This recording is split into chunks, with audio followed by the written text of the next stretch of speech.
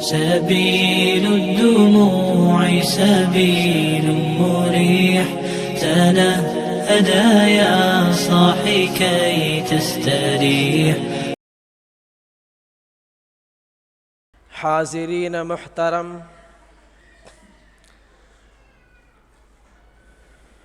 گزشتہ 2 ہفتوں سے 18ویں پارے کی ابتدائی آیات کی تشریح چل رہی ہے۔ ان آیات کے اندر اللہ تبارک و تعالی نے ان صفات کو بیان فرمایا کہ جو ایمان والے ان صفات کو اپنے اندر اختیار کر لیں،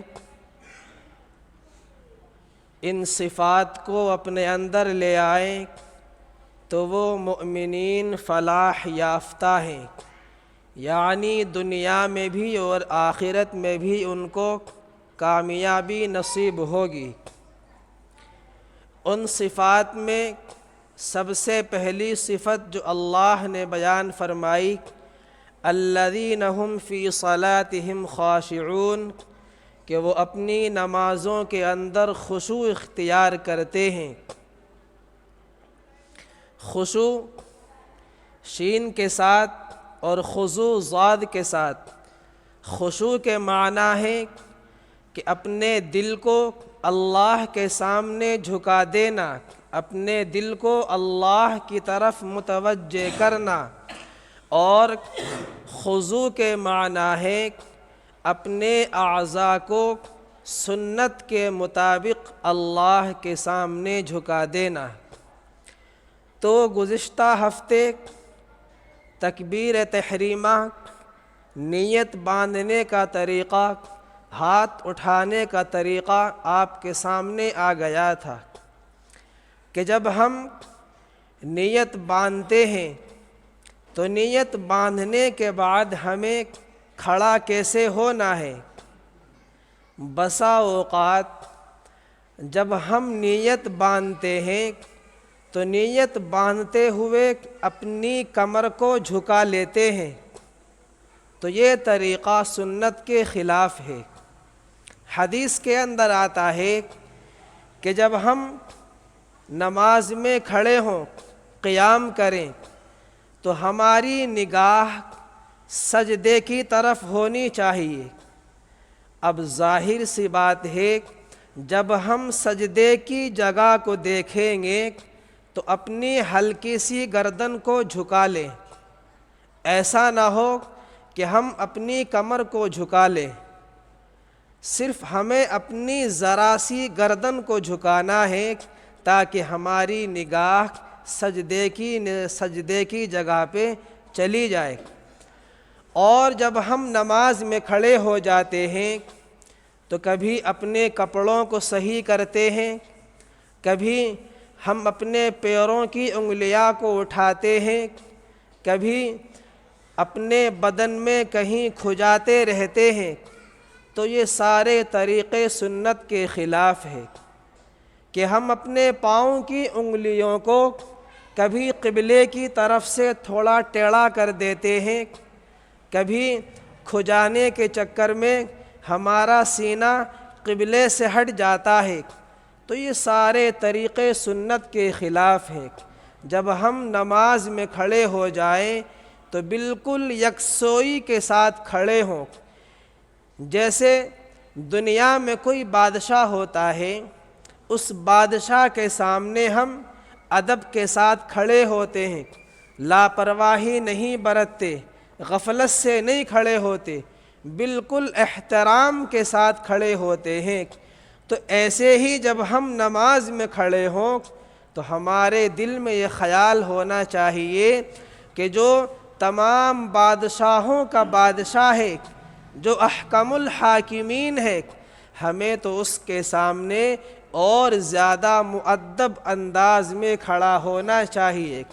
قرآن کریم میں ہے وَقُومُوا لِلَّهِ قَانِتِينَ، کہ جب تم اللہ کے سامنے کھڑے ہو بالکل قانت بن کر کھڑے ہو جائیں، سکون کے ساتھ کھڑے ہو جائیں، بالکل بھی حرکت نہ کریں، حضرت عبداللہ ابن مبارک رحمۃ اللہ علیہ کے بارے میں آتا ہے کہ جب وہ رات کو نماز پڑھتے اور نماز میں قیام کرتے تو جو ان کے پڑوس کے لوگ ہیں وہ یہ بات کہتے کہ حضرت عبداللہ ابن مبارک رحمۃ اللہ علیہ نماز میں جب قیام کرتے تو ایسا لگتا کہ گویا کہ بالکل کوئی سیدھی لکڑی کھڑی ہوئی ہو، لکڑی کو کھڑی کر دی وہ ایک جگہ جم جاتی ہے۔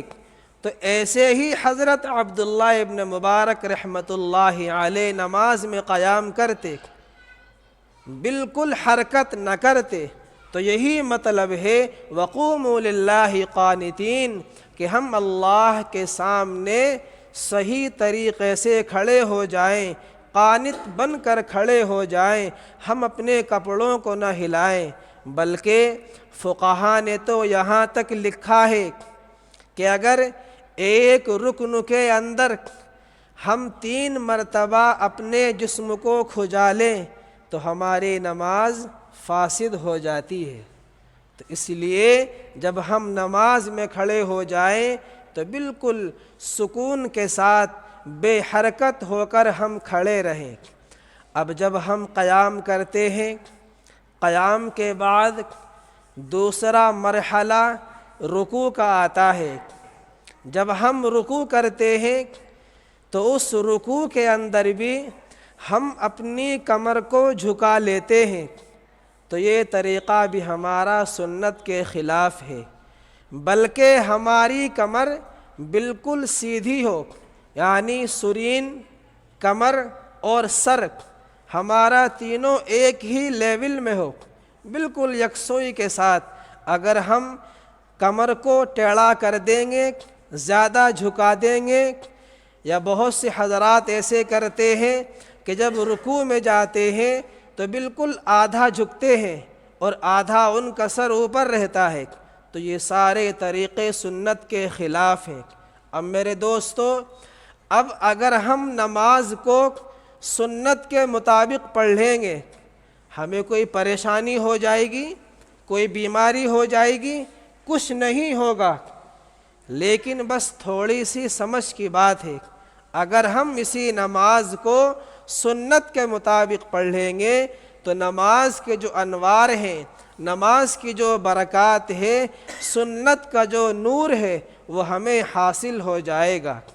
تو جب ہم رکوع میں جائیں تو ہماری کمر بالکل سیدھی ہو اور ہم اپنی انگلیوں کو کشادہ رکھیں، پھیلا کے رکھیں، اور اپنے گھٹنوں کو مضبوطی کے ساتھ پکڑ لیں، اور ہمارے پیر بھی بالکل سیدھے ہوں۔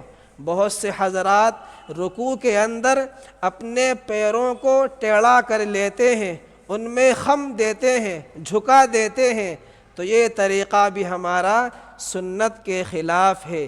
ہمارے پیر بالکل سیدھے ہوں اور ہاتھوں کی انگلیوں کو پھیلا لیں اور گھٹنوں کو مضبوطی سے پکڑ لیں، اتنا مضبوط پکڑ لیں کہ اگر کوئی ہٹانا بھی چاہے ہمارے ہاتھ کو تو وہ گھٹنوں کے اوپر سے نہ ہٹے۔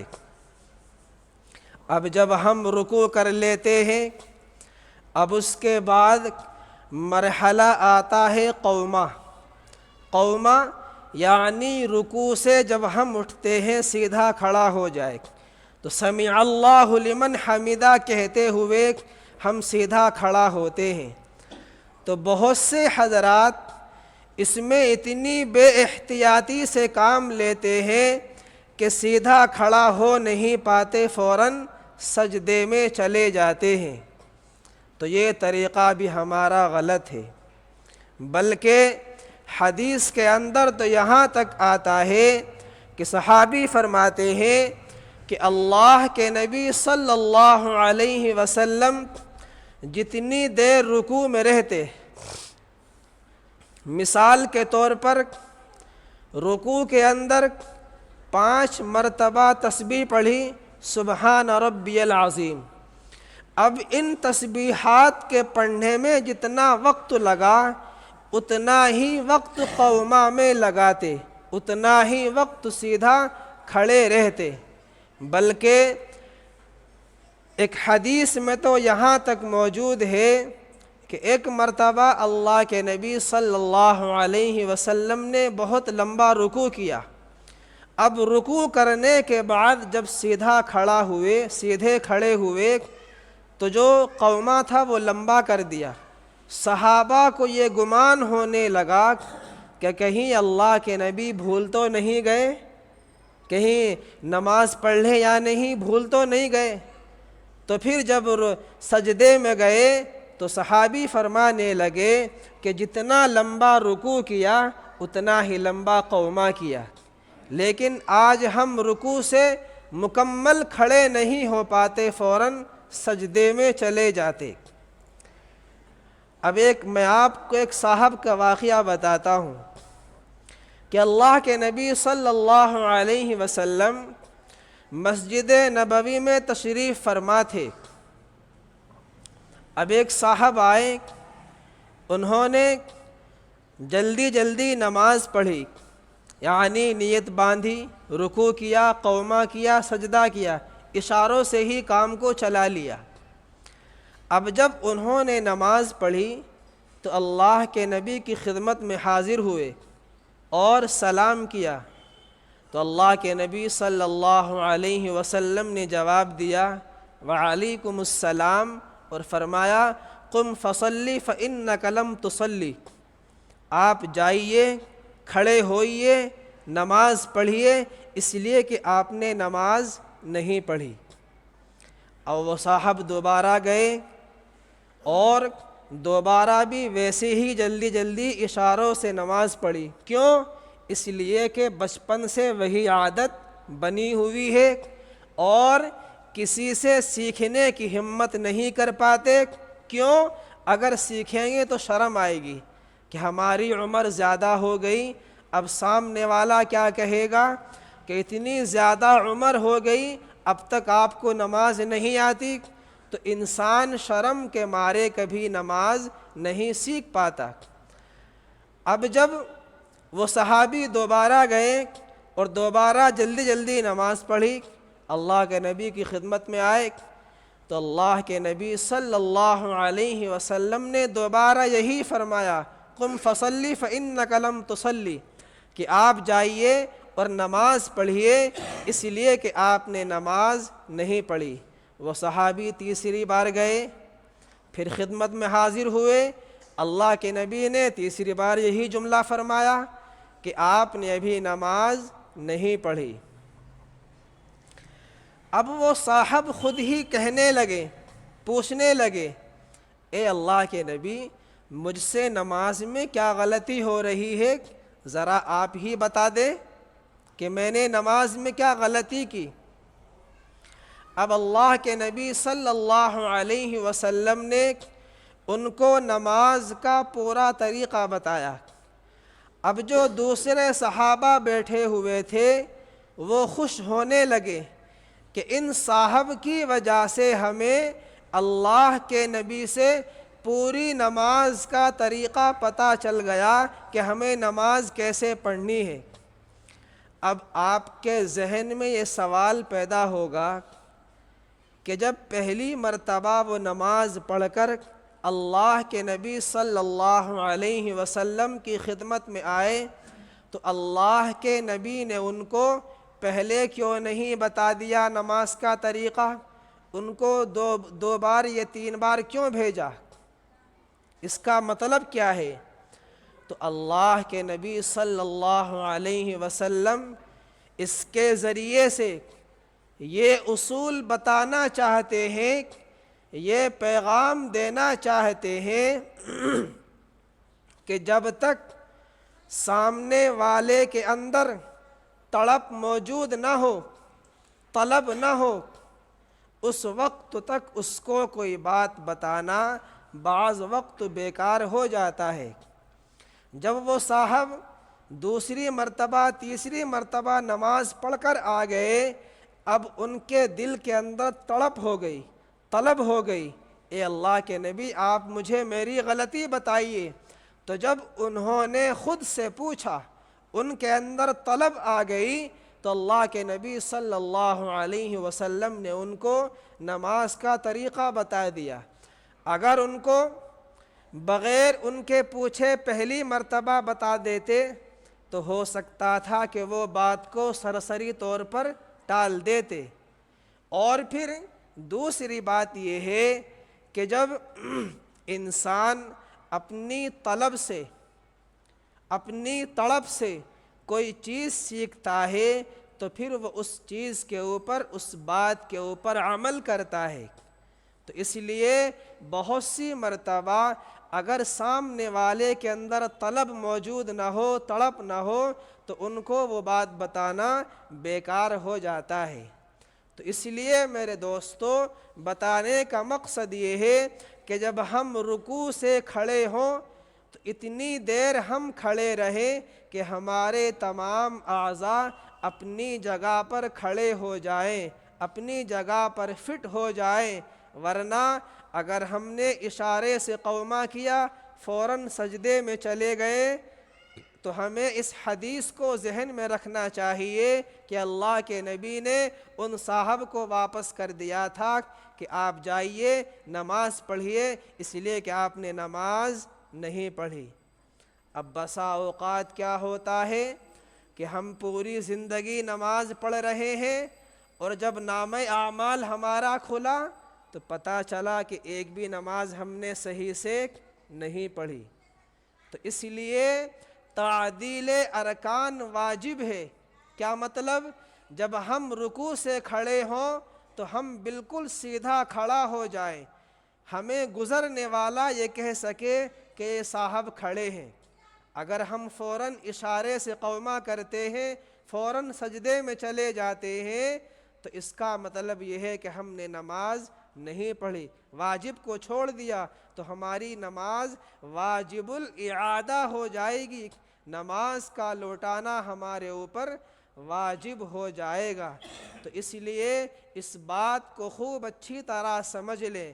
تو جو حضرات اپنی نماز کو جلدی جلدی پڑھتے ہیں وہ ایسا نہ کریں، جب ہم رکوع سے کھڑے ہو جائیں تو ہم بالکل سیدھے اطمینان سے کھڑے ہو جائیں، بلکہ حدیث کے اندر ہمیں قومہ کی دعا ملتی ہے، ربنا لک الحمد ملء السماوات والارض ملء ما بینہما، اور دوسری حدیث کے اندر یہ دعا ملتی ہے، ربنا لک الحمد حمدا کثیرا طیبا مبارکا فیہ کما یحب و یحبنا وترضی۔ ہمیں قومہ کی حدیث سے ملتی ہے، کیوں؟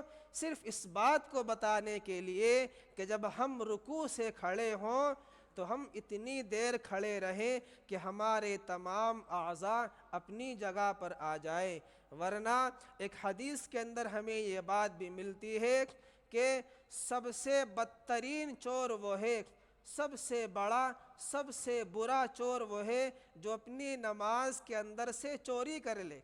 کیا مطلب چوری کرنے کا؟ کہ ہم رکوع سے کھڑے ہوئے، سیدھے کھڑے نہیں ہوئے، فوراً سجدے میں چلے گئے، جیسے کوا ٹھونگ مارتا ہے ویسے ہم ٹھونگ ماری اور سجدے میں چلے گئے۔ اب اس سے کیا پتہ چلا کہ ہم نے نماز پڑھ لی صرف اپنی نظر میں، لیکن اللہ کے یہاں وہ نماز ہماری قبول نہیں ہوتی۔ تو جو حضرات ایسے کرتے ہیں تو اللہ کے نبی صلی اللہ علیہ وسلم کی وہ حدیث ذہن میں رکھنی چاہیے کہ صحابی کو واپس کر دیا کہ آپ جائیے نماز پڑھیے، آپ کی نماز نہیں ہوئی۔ تو میرے دوستو، آج ہمارے سامنے قیام کا طریقہ آیا کہ ہمیں قیام کیسے کرنا ہے، رکوع کا طریقہ آیا ہمیں رکوع کیسے کرنا ہے، اور سجدہ کا طریقہ آیا